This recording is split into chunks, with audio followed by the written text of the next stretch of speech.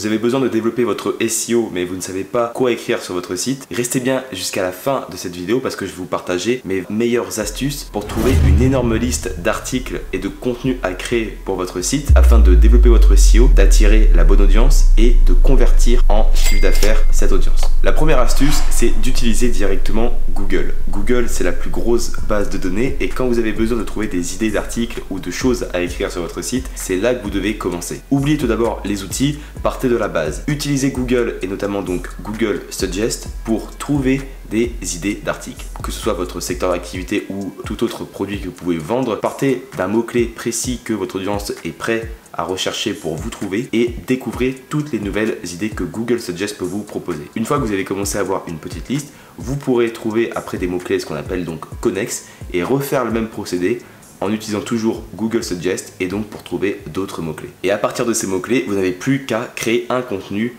orienté et qui va comprendre l'intention de recherche pour justement vous placer sur ce mot-clé. La deuxième stratégie, c'est d'espionner la concurrence. Même s'il ne faut pas toujours copier à 100% ses concurrents, les espionner, c'est une bonne méthode pour trouver qu'est-ce qui attire du trafic chez eux. Vous pouvez utiliser notamment un outil comme SEMrush et entrer le site de ce concurrent en question dans cet outil et découvrir les meilleurs mots-clés qui attirent le plus de trafic à ce concurrent. En faisant un petit tri et en découvrant de petites pépites, vous pourrez donc trouver les meilleures idées et notamment les idées d'articles qui marchent chez vos concurrents pour que vous puissiez reproduire cette stratégie. Mais attention, cette fois-ci, vous devrez faire 10 fois mieux qu'eux. La troisième stratégie est une stratégie qui va être utile pour le marché B2B. Utilisez le réseau social LinkedIn pour trouver des idées d'articles chez vos concurrents. Vous avez beaucoup de concurrents dans le marché du B2B qui partagent des stratégies sur LinkedIn. Moi, j'en fais partie par exemple et c'est vrai que c'est hyper intéressant de regarder les idées d'articles ou du moins les idées que partagent vos concurrents et ces idées, vous pouvez tout simplement les transformer en articles. Assurez-vous toujours d'avoir un mot-clé derrière une idée car si vous produisez par exemple une idée qui vous semble hyper intéressante à développer mais que personne ne recherche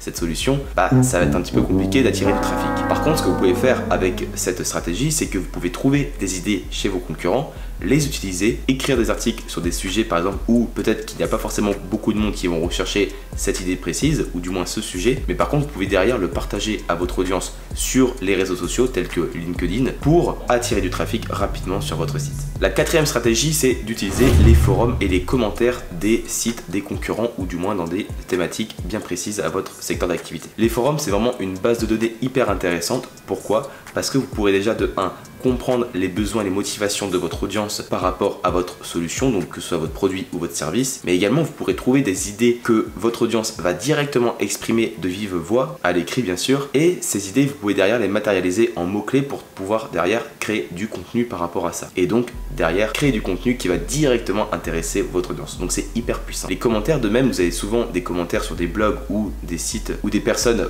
posent directement leurs questions en commentaire et derrière c'est des exemples de commentaires que vous allez pouvoir réutiliser dans de nouveaux sujets d'articles ou du moins par exemple pour enrichir sémantiquement ou améliorer un contenu existant que vous pourriez par exemple améliorer en utilisant notamment les questions que peuvent poser les personnes dans les commentaires. La cinquième stratégie, c'est d'utiliser l'axe international. Pourquoi on devrait juste se contenter du marché national alors que derrière on a peut-être des concurrents qui sont 10 fois, peut-être 100 fois, peut-être même 1000 fois mieux que notre site dans notre pays et qui par exemple drainent des centaines, milliers de visiteurs chaque mois. Utilisez justement cette stratégie pour trouver les meilleures idées d'articles auxquels vos concurrents ou du moins les sites à l'international traitent de votre thématique et essayez de comprendre comment ils attirent du trafic avec notamment des idées d'articles qui peuvent être juste infini. Alors là par exemple si vous parlez pas anglais ou une langue spécifique ça va être un petit peu compliqué mais pour ceux qui parlent anglais c'est hyper intéressant. Quelquefois ça marche très bien parce que c'est un sujet qui par exemple n'est pas forcément très recherché dans notre pays mais par contre quelquefois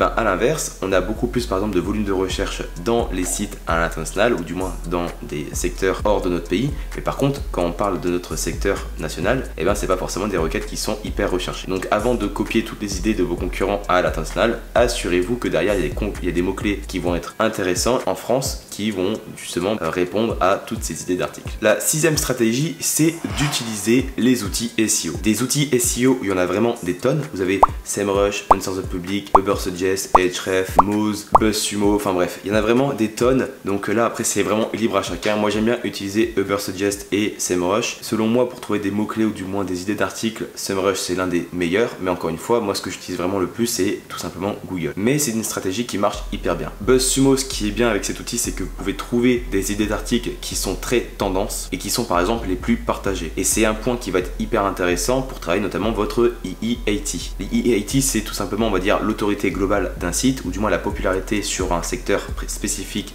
auquel cas votre site travaille. Et ce qui est intéressant, c'est que si vous avez des articles qui vont être beaucoup plus partagés, et derrière ça envoie des signaux positifs au moteur de recherche, notamment à Google, en spécifiant que votre site a un intérêt justement à être mis beaucoup plus en avant. Les outils tels que par exemple SEMrush, c'est un excellent outil pour trouver des centaines de milliers de mots-clés ou directement des idées donc d'articles. Answer the Public, c'est un outil également qui est très intéressant si vous voulez trouver les questions que les personnes se posent le plus sur un sujet précis. Donc par exemple, si on reprend le mot-clé SEO, on peut le taper directement dans Answer the Public et on découvrira directement les questions les plus posées sur ce sujet pour justement traiter un maximum d'articles pour enrichir sémantiquement le sujet autour du SEO. La 7e stratégie, c'est d'utiliser Google Images. Alors, on a parlé en première stratégie donc d'une des méthodes qui me convient le plus, donc c'est Google avec Google Suggest, mais là vous pouvez directement utiliser Google Images. Pourquoi? Quand vous allez devoir développer une stratégie par exemple pour vous positionner autour du mot-clé, encore une fois on va dire le SEO, si vous trouvez juste des mots-clés autour donc du SEO, vous allez avoir beaucoup de mots-clés, mais par contre vous allez juste cibler, on va dire, les mots-clés autour du SEO. Mais pour créer un topic cluster ou un cocon sémantique autour de ce sujet et pour ressortir plus efficacement sur des requêtes qui vont être très concurrentielles ou du moins avec beaucoup plus de volume, vous aurez besoin de clusteriser ou du moins d'enrichir sémantiquement votre site afin de couvrir la totalité des sujets connexes autour donc de votre sujet principal. Comment utiliser Google Images pour trouver donc des sujets connexes? Entrez directement votre mot-clé recherché et découvrez une liste de sujets qui vont être connexes que vous allez pouvoir après développer. Imaginons qu'on reprend l'exemple donc du SEO, on pourrait avoir par exemple derrière le SEA. Le SEA, même si c'est pas du tout les mêmes choses, au final c'est un sujet qui va être connexe et c'est ce qui va permettre d'enrichir sémantiquement tout le cocon ou du moins votre site en entier pour pouvoir pousser les requêtes autour donc du SEO. Mais autour du SEO par exemple, on a aussi le netlinking, les différentes stratégies, les audits, les mots-clés, etc., etc. Google Images, ce qui est bien, c'est que ça vous permet vraiment de trouver les meilleurs sujets connexes. Et une fois que vous avez trouvé les sujets connexes, vous pouvez déjà vous faire une petite liste et ensuite rechercher encore une fois les sujets connexes au sujet connexe. Donc imaginons que un sujet connexe du SEO ce serait par exemple le maillage interne. Pour trouver par exemple des sujets connexes autour du maillage interne, on peut réitérer cette stratégie en utilisant Google Images et on pourrait trouver par exemple des mots-clés comme silo, cocon sémantique, backlink, et c'est ce qui permet, si vous voulez, de créer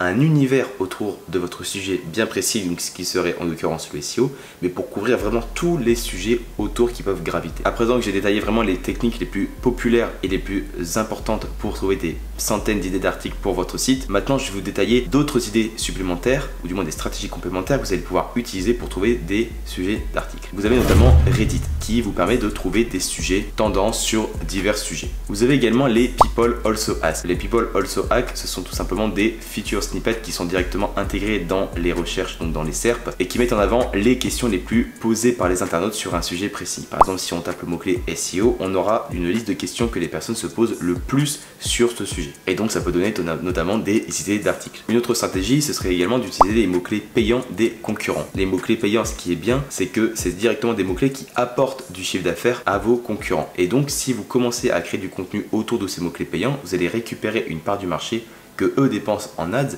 mais que vous pouvez récupérer gratuitement. Et donc en ciblant justement les mots-clés payants, vous vous assurez d'attirer une audience qui est directement qualifiée, car les concurrents qui investissent sur des mots-clés spécifiques et qui allouent un budget à ceci, c'est des mots-clés qui leur apportent donc du business. Donc si vous êtes hyper performant en SEO sur ces mots-clés précis, vous ne dépensez aucun euro en ads et c'est une audience qui est prête par exemple à être convertie. Ok, donc à partir de toutes ces stratégies, vous allez vraiment pouvoir avoir une centaine d'idées d'articles, voire même plusieurs centaines d'idées d'articles. Vous allez pouvoir donc programmer par exemple un calendrier éditorial sur 1, 2 ou 3 ans par exemple. Donc là vous êtes tranquille. Donc en utilisant vraiment toutes ces stratégies, vous avez peut-être plusieurs années devant vous de création de contenu déjà sûr. Après vous pouvez par exemple refaire cette stratégie tous les 6 mois ou un an pour mettre à jour tous ces contenus et voir un petit peu où se placent vos concurrents dans un an par exemple. J'espère que la vidéo vous a plu. Si vous avez aimé la vidéo, n'hésitez pas à laisser un like, à vous abonner et si vous avez des questions, commentez, je me ferai un plaisir de vous aider. Et en attendant, je vous dis à très bientôt pour une prochaine vidéo sur le SEO.